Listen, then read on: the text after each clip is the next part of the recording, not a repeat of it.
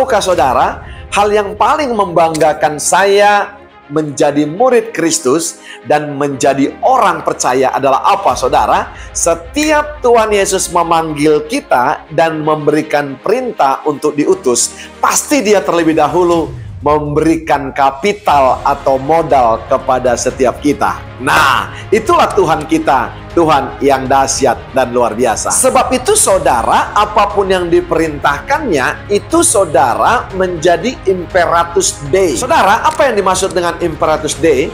Imperatus Dei adalah perintah yang tidak mungkin dan tidak dapat ditolak. Karena apa, saudara? Karena tadi kembali lagi, Dia sudah memberikan kapital atau modal terlebih dahulu kepada setiap kita. Nah, sebab itu Lukas 9 ayat 1-2 yang menjadi topik sharing kita hari ini berkata begini.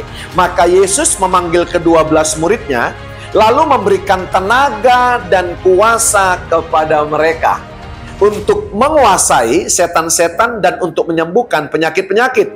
Dan Ia mengutus mereka untuk memberitakan kerajaan Allah dan untuk menyembuhkan orang. Tenaga dan kuasa yang diberikannya adalah kita mau dipakai Tuhan untuk menjadi perpanjangan tangannya untuk mengejawantakan kehendak Allah di muka bumi ini. Sebab itu Matius 6 ayat 10 berkata, Thy kingdom come, thy will be done on earth as it is in heaven.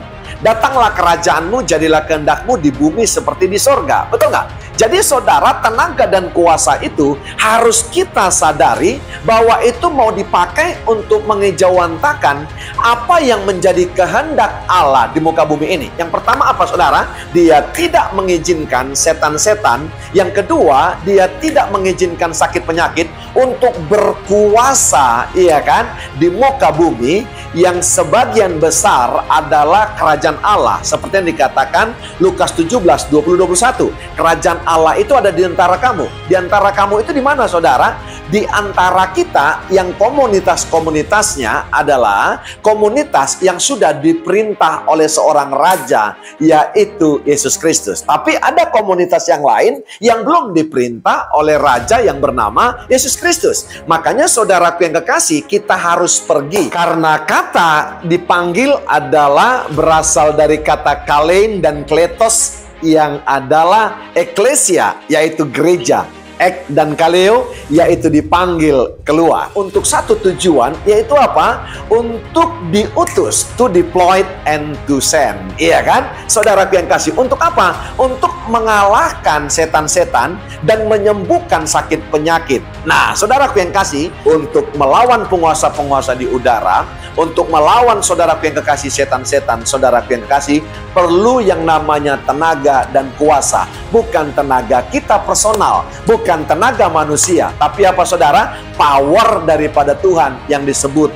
adalah dunamos. Dan tahukah saudara, orang-orang yang sakit, orang-orang yang tidak percaya Tuhan, maka ketika kita sentuh dengan doa, maka apapun kepercayaan mereka tidak akan pernah menolak. Karena apa, saudara? Yang kita bawa, saudara, adalah berita Injil Kerajaan, yaitu kebenaran, damai sejahtera, dan sukacita. Maka orang-orang yang sakit akan disembuhkan. Orang-orang yang terbelenggu oleh belenggu setan akan dilepaskan dan dipulihkan. Nah, saudara-saudara, ada masalah dalam kehidupan orang-orang Kristen dan jemaat gereja. Ketika kita diperintahkan dan diutus untuk memberitakan kerajaan Allah, maka saudara, ada kecenderungan jemaat-jemaat gereja yang dipersiapkan, saudara, yang disadari bukan tenaga dan kuasa yang ada pada dirinya, tapi yang dipersiapkan adalah apa?